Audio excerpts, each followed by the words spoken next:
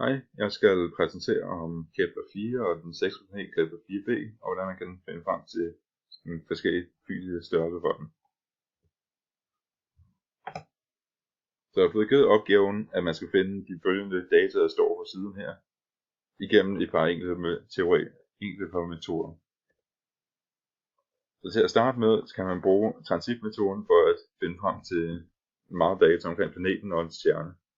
Transitmetoden fungerer på den måde, som man kan se på billedet nedenunder, at planeten af og til i perioder vil passere ind foran sin stjerne, hvilket vil resultere i, at stjernen vil have et dyk i lysstyrken over målene, og dermed kan man så finde ud af, hvad planetens omløbstid er, og eventuelt også en størrelse om ejerne. Så det man gør, er, at man har et blå område heroppe, viser at det er målte data over en lang periode, og alle de her små dyk af fald i lysstyrke, de kan så vise, hvornår planeten er passeret ind foran. Man har så sat modellen ovenpå for den bedst mulige måling, og man kan så se et zoomet ind billede her, hvor alle de små bobler er forskellige målinger. Det har man så sat en rød streg eller model ovenpå, og så tilpasser den, så den passer bedst muligt. Og man så kun finde omløbstiden af majerne i forhold til andre størrelser, i enhed af andre størrelser. Så man har så lavet en tabel her, hvor man viser data, man har fundet indtil videre, og så har man udregnet til, hvordan man finder det. Så det man gør, er, at man har fundet radius, stjernens radius i forhold til vores egen sol, og dens masse i forhold til solen. Man har fundet radius og omløbstiden. Man kan så også finde overfladetemperaturen af baneradiuset, og finde overfladetemperaturen ved at kigge på den her måde, at den er relativt flux, når den giver ned i hjørnet. Altså psykisk nok i forhold til vores egen sols flux. Og fordi at flux er ligefrem proportionalt med temperatur, hvad betyder, at de har cirka den samme temperatur, altså på 5781 Kelvin. Derover kan man så finde planetens baneradius i forhold til stjerneradiusen ved at bruge formen op i hjørnet. Der angiver planetens omløbstid er lige med en hel masse værdier, hvor M eller G er så på stjernens masse og gravitationskonstant. Så ved at indsætte værdierne og isolere A, som er planetens omløbstid, får man så en forhold, altså derefter sat den i forhold til en egen stjerne, får man så et forhold til 6,14.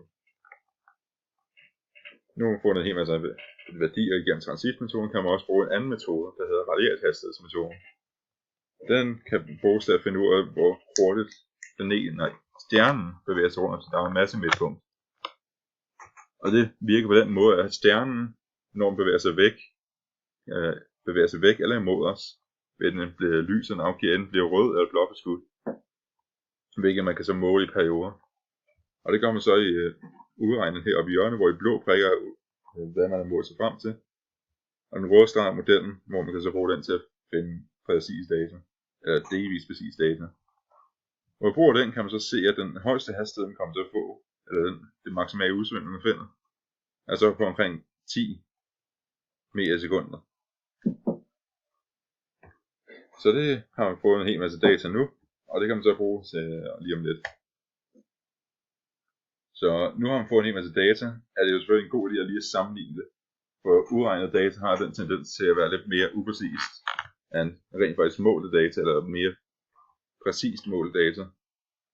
Så man bruger selvfølgelig vores egen sols værdier til især stjernen eller mange af tingene, og dem bruger man lige om lidt. Så lige nu kigger vi yderligere på Kepler-4. Nu har vi startdata til den, men nu vil vi gerne få den i læsbare data. Så vi har radius og masse i forhold til stjernen, og der bruger vi bare, hvad vi kender til vores sol heroppe i hjørnet. Og det får vi jo så til de forskellige værdier, der er her. Som yderligere interesse, så har jeg også prøvet at undersøge, hvordan den er på HR-diagrammet i forhold til vores sol. Og der kan man så finde overfladetemperaturen i forhold til lysstyrken. Og den bruger vi så formen her.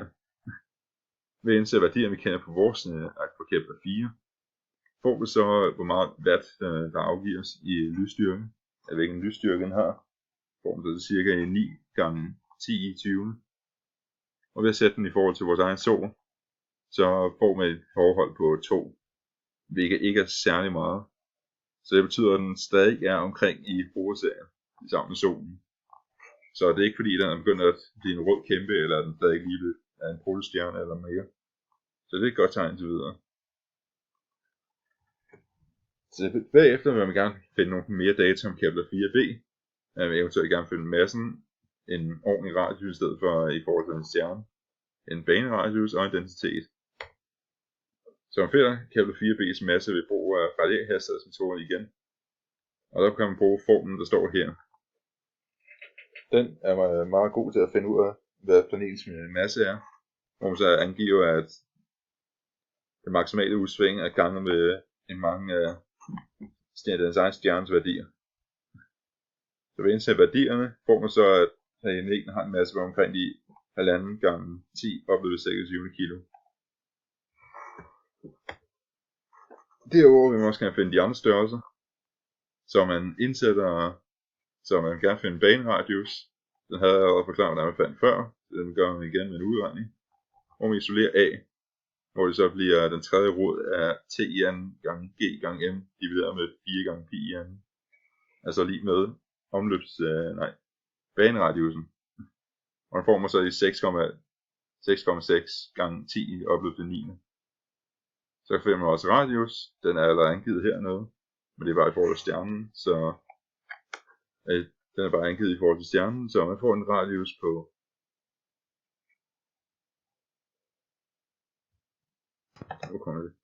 så man jeg skulle lige der var lige fejl. Så man kender radiusen kender man allerede i forhold til sin egen stjerne. Så bare ved at gange forholdet med stjernens radius, ved man så hvad planetens radius er, sådan cirka.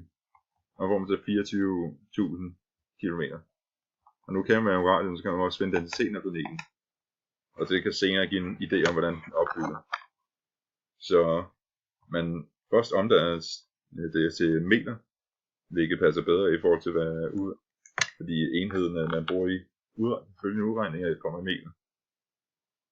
Så man finder ud af hvad dens volumen er ved brug af i antagelsen af at planeten er formet som en kugle, der er sfære. Og det får man så volumen, hvorfor man så dividerer dens masse med volumen og får en densitet på omkring 2370 kilo per kubikmeter. Så nu har man en hel masse yderligere data, så man gerne begynde at sammenligne det, for at se hvor godt det passer. Så nu har man lavet en tabel med alle dataen, og man begynder at sammenligne det. Så man starter med at sammenligne Kepler 4, og før havde vi jo lige sammenlignet vores egen sol og sagt, at de begge to var en hovedserie stjerne. Og så ved at sammenligne med målt data, kan man sådan se, at den delvist er tæt på, men den er lidt ved siden af på nogle af dem. Men det skal man sådan set forvente med udregne data og målt data, at de vil typisk være lidt forskellige på hinanden. Så det er ikke fordi, at dataen er helt forkert eller helt ved siden af. Derfor vil man også gerne sammenligne Kepler 4b, og der kan man se igen, selvom den kommer i forskellige enheder op i målt data, så er den stadig meget tæt på hinanden, deres værdier, så det er ikke fordi udregningen igen er forkert. Så vil man også gerne lige finde ud af, hvilken planeten faktisk minder mest om. Og ved at sammenligne med alle planeter, der er i solsystemet, så finder man ud af, at den minder mest om Neptun. Altså de begge to har en cirka den samme størrelse, masse og densitet.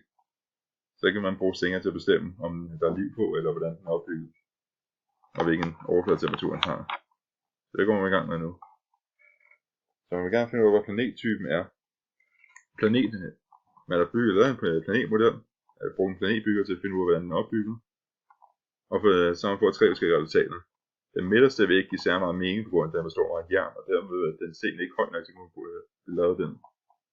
Men derimod, fordi den minder mest om Neptun, kan det så meget tyde på, at den er nok den øverste, når man kigger på den.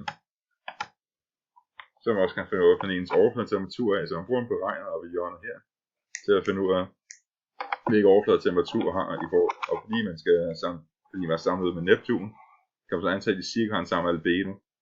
Og så, hvis man antager, at den ikke har nogen atmosfære, så har en overfladetemperatur på 14.000, cirka 1446 Kelvin.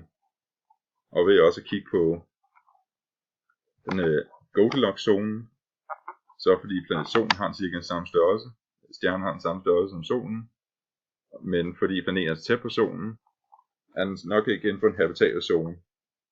Plus, den har synligt der heller ikke nogen atmosfære, fordi den er totalt på solen, så der er ikke nogen ordentlig mulighed for, at den kan have flydende vand på planeten, uden at få damp eller overfladen bliver for varm. Så meget tyder på, at det ikke er liv på planeten. Selvom det er altid muligt, men ikke på den samme måde, som vi kender liv. Så nu har man gjort alt det her, og nu har man lavet et samlet tabel over alle dataene, man har fundet frem til. Så det var det. Jeg hedder Mathias, og tak fordi du var med til en tæt talk.